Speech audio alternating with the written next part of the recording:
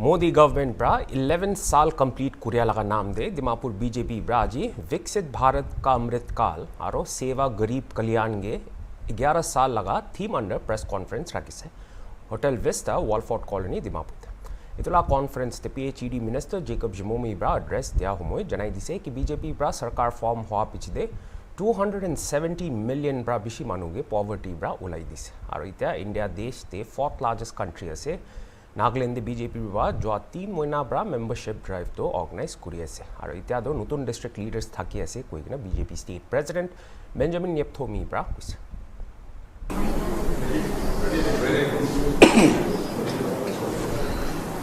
Before we commence our program, let us all rise up and share a few moments in order to pay homage to the victims and express solidarity to the family members of the unfortunate and tragic Airbus accident that took place at Ahmedabad day before yesterday.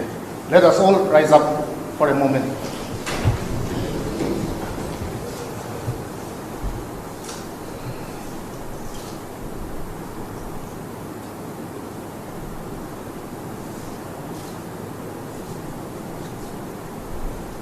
Thank you.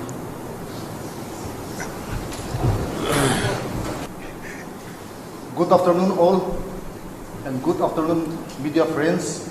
Thank you for coming. Today's press conference is basically aimed at highlighting some of the notable achievements of India government at the center and on successful completion of 11 years of Modi ji's government at the center. Today's press conference is specially convened by the district BJP Dimapur,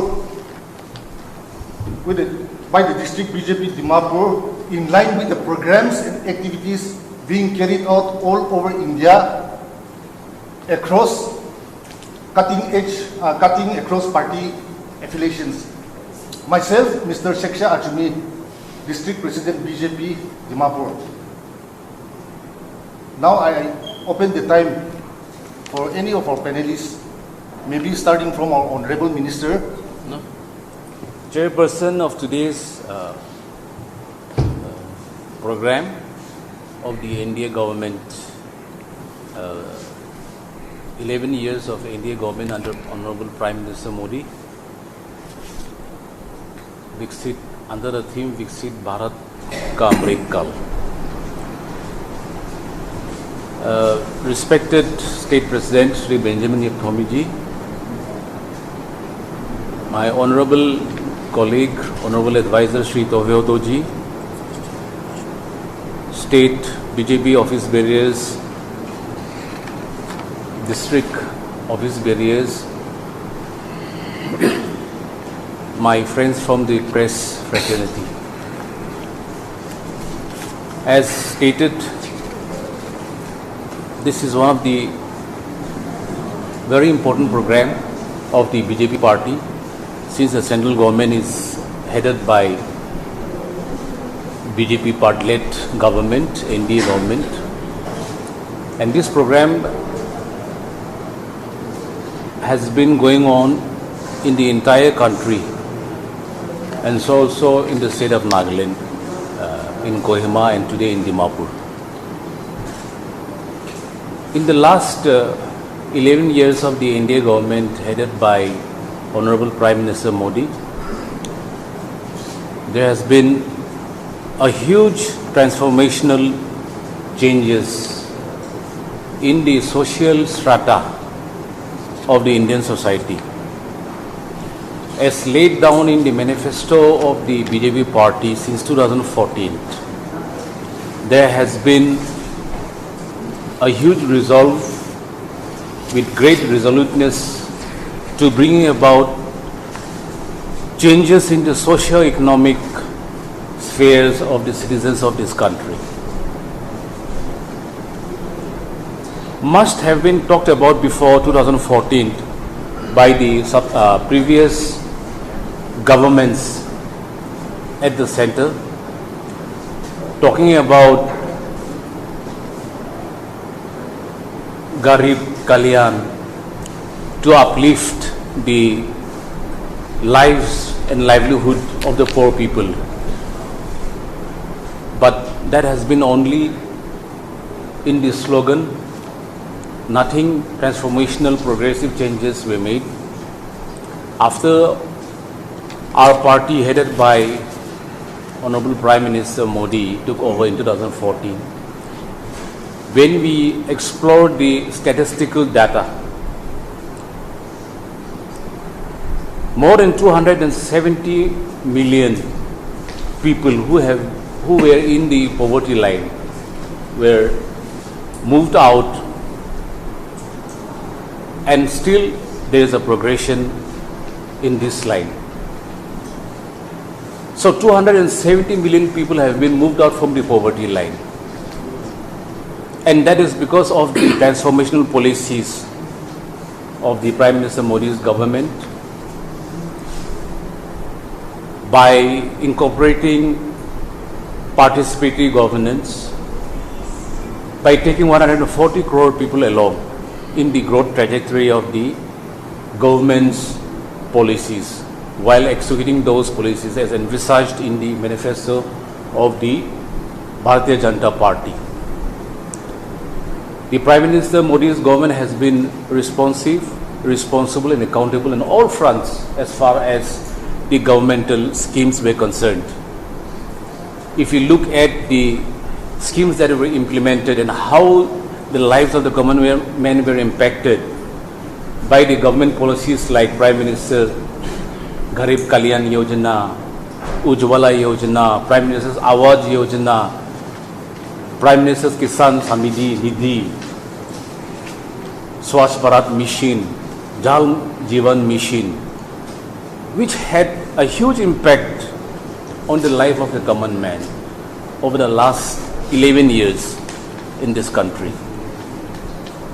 When you talk about how the policies were implemented, and when you explore and see how it was successful to this degree, was also in the style of implementing the government policies, while delegating it to the state governments. Earlier, the mode of transition to implement government schemes were not transparent. Now you see all the government transactions goes directly to the account of our citizens in the country, by way of calling it a direct benefit transfer, DBT, which you all are aware of it.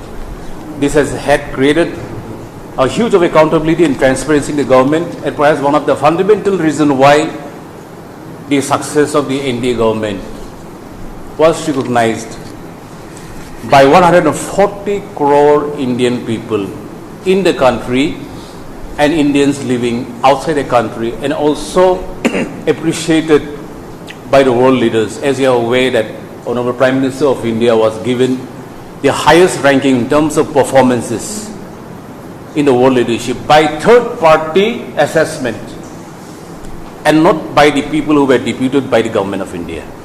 Those people involved, people from the IMF, people from the World Bank, people from the NDB Bank, people from the banks, from the BRICS, political panelists, commentators, economists, diplomats, foreign experts.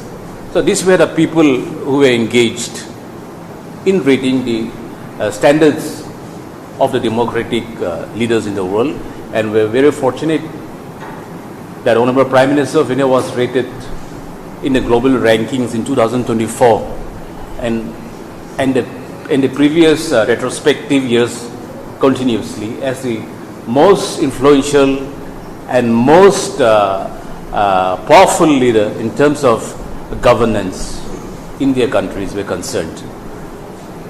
So this journey has been a very successful journey. Everybody had participated under the leadership of Honorable Prime Minister Modi.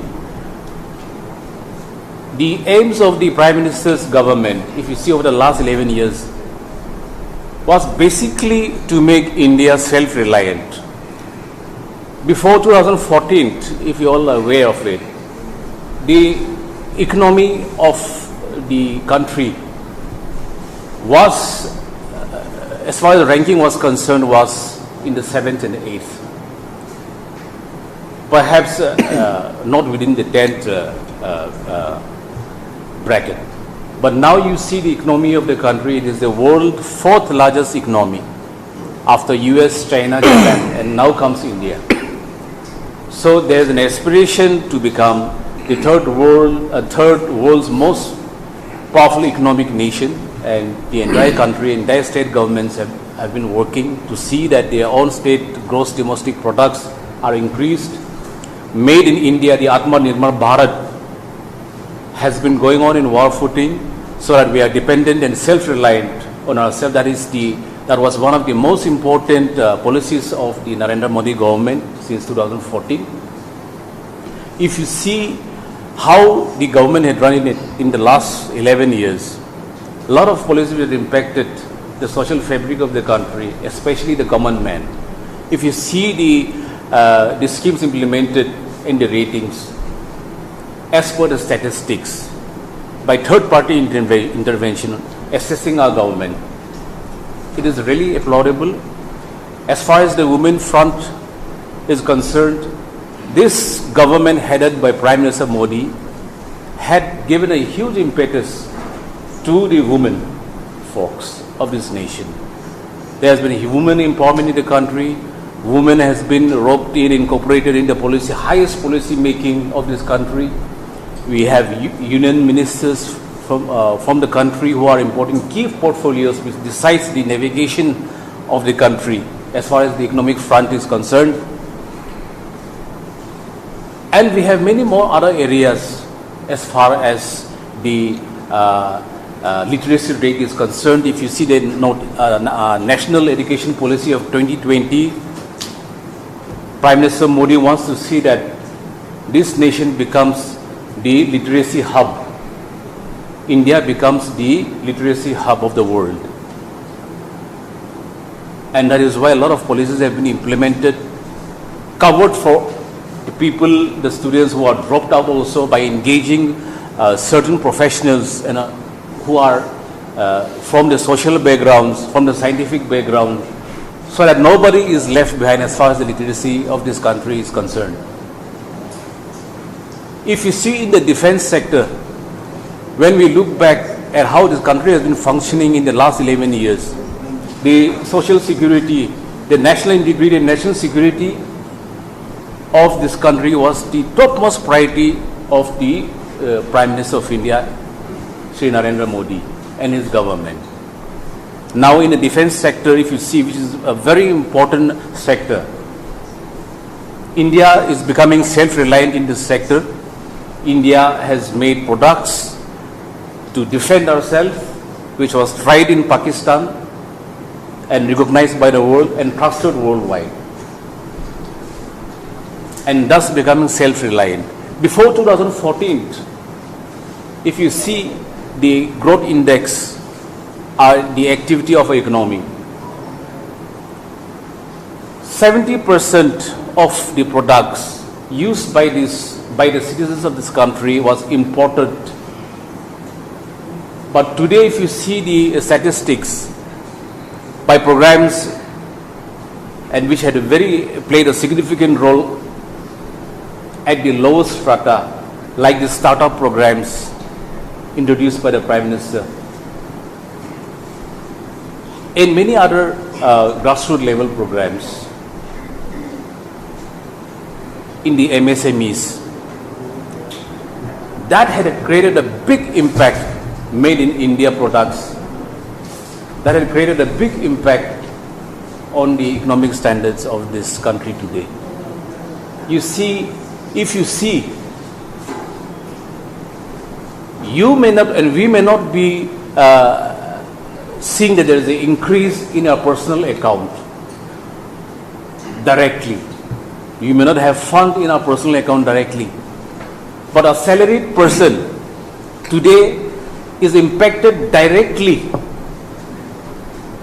by the earnings that are received by way of salary or wages. Impacted because of the policies of the central government implemented and headed by Prime Minister Modi.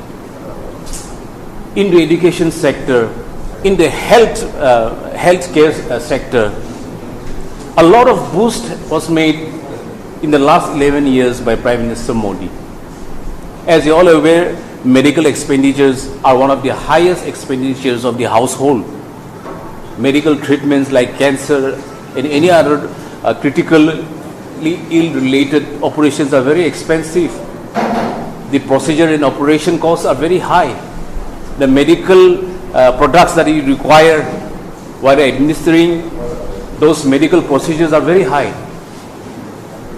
These are borne by the government of India now under the program called the Ayushman Bharat, where you will be given an ID card which will be synchronized with your Aadhaar and PAN card in the empaneled hospitals in the country. So a household, a salaried person in the household who is the head of the family, who must be earning 100 rupees and must be spending 30 rupees towards the medical expenditure is saved. So the amount that is saved has become a security for him. In that way, it has impacted his personal per capita income. So he has the power to spend the same amount of money which he gets and which he used to spend on medical expenditures, now saved and has transformed into a security. And thus, he can spend that amount of money which he has saved from bearing it towards the medical expenditures. That is the power of governance the Prime Minister Modi had implemented. You see, you're getting the same salary, perhaps there is no increase in your salary, but your spending has been reduced because government has borne your expenditure as far as medical expenditure are concerned, which is the most expensive expenditures in the household. How? Now you have that additional 30 rupees with you. That is your security, and that is going to be a very important investment. So this is an example that I want to share with all my friends who are here today. So likewise, in many other sectors, this kind of positive impact has been there, and that is how this government headed by Prime Minister Modi has been subsequently voted back to power. And all these programs has been a testament that it was not a mere slogan, but the programs and policies as envisaged in the manifesto was actually executed on ground. So this is how the governance has been celebrated. India is one of the most vibrant democratic, parliamentary democratic nations in the world, and this is how this country is headed towards prosperity. That is how Honorable Prime Minister of India had kept this program to celebrate across the states in the country to make India Viksit Bharat, a developed India and a self-reliant India by 2047. So this is what I wanted to share with all of you, and thank you all for your patient hearing. And Nagaland should also not be left behind in this path of development, and it is going to be a collective effort of all of us to see that we also travel the journey along with the rest of the states in the country by our collective effort and moral responsibility in each and every one of us being the citizen of India, and we hope we will achieve from our side as a state of Nagaland by 2047 as Viksit Nagaland towards Viksit Bharat 2047. Thank you. Today we are here to celebrate the completion of 11 years of our NDA government led by BJP under the able leadership of our Honorable Prime Minister Shri Narendra Modi ji. Honorable Minister has briefed all of us of the achievement of our government. Very meticulous and very comprehensive. He has covered and he has touched all the achievements and the functioning of this government in a very short time. Maybe I do not have much to say, But since I'm here, I also like to point out few of the, if there are some untouched points. Last Tuesday, we have had a meeting with all the HODs, AHODs, the bureaucrats, the district administration at the State Banquet Hall. The theme and then the agenda was Viksit Nagaland for Viksit Bharat 2047. So all the government official presence there were briefed of how to go about or how do we develop our state Nagaland along with the country. Viksit Nagaland for Viksit Bharat 2047. So now government is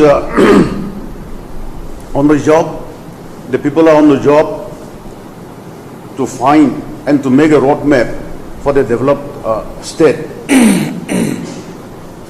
That is one. Now we are here not only to celebrate, but along with the celebration of 11 years of Modi's government under the theme Viksit Bharat Ka Amrit Kal, Seva, Susashan and Garib Kalyan ke 11 saal. So this Seva we all know is a selfless service.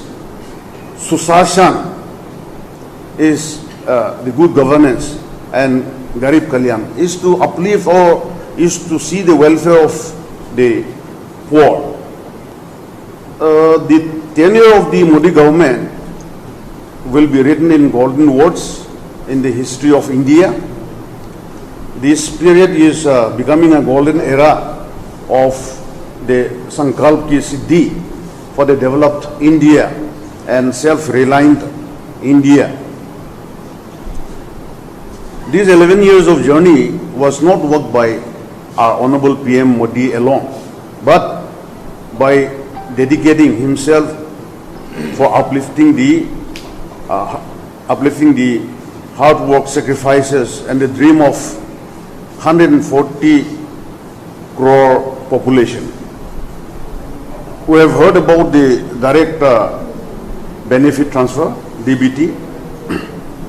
The funds are crediting straight into a citizen's account, which was not there before the Modi regime. But now we know that the schemes and the fund has been directly credited to the individual's account, which shows that there is a transparency and accountability in the system. These are few achievements of this government. We have also heard about Ayushman Bharat. I think about 60,000 people are availing these schemes every single day, and about 55 crores citizens have availed this Ayushman Bharat, which is supposedly the highest or the largest health insurance scheme in the world.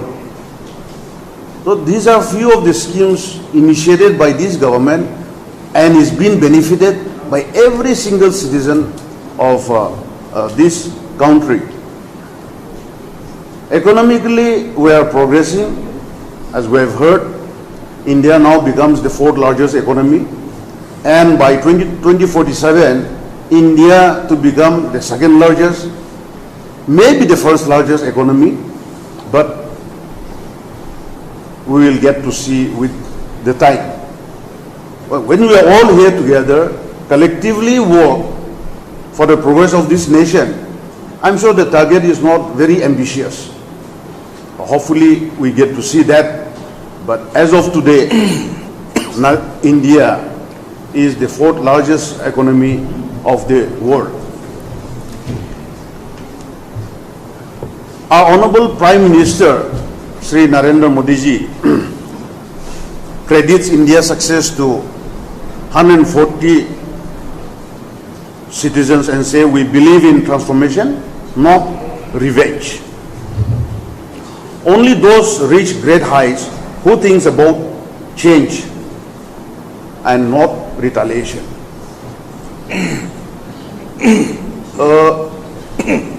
Under our Honorable Prime Minister leadership, India is now capable of taking bold decisions and defining new norms, including decisive military response to terrorism, which we are all aware, which we are all seen, and which we are all witness to that. So I do not want to dwell more on this Operation Sindoor and then the kind of military might that or the facilities that we have and done to our beggars of terrorism. I will not dwell much. We are all witness to that. So those are few bold decisions that this government, BJP government-led India, BJP-led India government has done. Friends from the media fraternity, respected the Honorable Minister for PhD, Mr. Jacob Jumomi, respected Honorable Minister, Department of Tribal Affairs, Mr. Toviato Ayami, my esteemed colleagues from the state BJP. I thank both of our ministers for highlighting the historic achievement of 11 years and robust leadership of Prime Minister Modi, BJP-led NDA government. I won't say anything on this as of now. Simultaneously, we have a program at 2:30. Our Honorable MP, Shri Kamakia Tassa, is joining us. Before I announce the State Office Bearers list of 2025 to 2028, I would like to mention those whose names are not there. They will all be accommodated. The BJP party is one of the largest political organizations in the world. We have rooms for everybody. All of you know very well, since last year, November 2024, November, December, January, for the last 3 months, we had, the party has organized primary membership and active membership. Out of the total, I think it is around 13 lakh something electorates. I get a figure. We have membership of nearly around 2,60,000 primary membership from the BJP Nagaland. Out of that, we have around 4,000 to 5,000 active members. After thorough deliberation with the central leadership, the party has come to a decision, and in the interest of the party, the Honorable National President, Sri Jagat Prakash Nadda, has approved and announced the following Karyakartas for BJP Nagaland under the year 2025 to 2028. I'll read out. the names and the district only. State Vice President, we have 6 posts. Mr. H. Haing,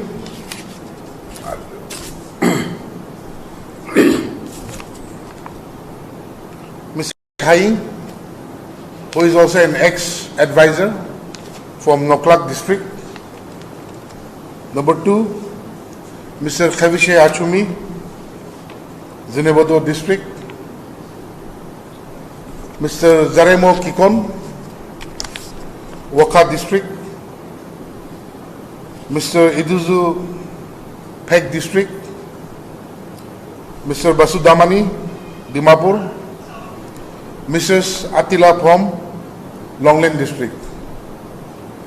The 2 general secretaries, Engineer Sunap C. Jamir, Mokokchung district.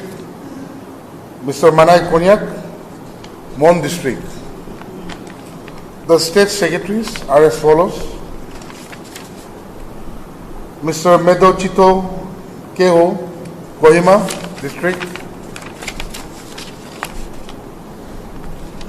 Ms. Therali Izung, Waka district. Mr. Shilukaba Longchar, the Mangolemba organizational district. Ms. Mercy Kundang, Toinsang district. Ms. Awan Konyak, Aboy organizational district. Mr. Pintu Ghosh, Chumagidima district. The office secretary for Dimapur and Kohima, Mr. Inaka, Dimapur. Ms. Kevi Pono Mukha, Kohima. The state chief spokesperson, Mr. Kakto Chishi Zenebodo. The co-chief spokesperson, Mrs. Sojila Yemkum, Shamator district. The convener of the IT cell, Mr. Teja Kromo, Kohima district. The convener of the social media, Mrs. Kimeli Muru. The convener of the print media, Ms. Nini Cheng, Siminu district. The state cell convener, we have a state cell convener in which we have around 15 departments. The state cell convener, Mr. Aliba Santam, representing Toisang district. The state cell co-convener, Ms. Milandiliu Ziliang, Parent district. The protocol convener of the state BJP Nagaland, Ms. Nikita. The state treasurer of the BJP party, Mr. Kamal Jain. The joint treasurer of the state BJP Nagaland, Mr. Hutoshe Keats. We have, in a week, we will be announcing the names of the state morchas and other departments very soon. I thank, in this platform, I would like to thank all my state office bearers who have been with me working. Not that they are left behind, but they will be accommodated in the national team. Some of them will be in the national team. Some of them will be in the national morcha team. Some of them will be in the leading the state morcha team in various other departments. That's all. Thank you so much.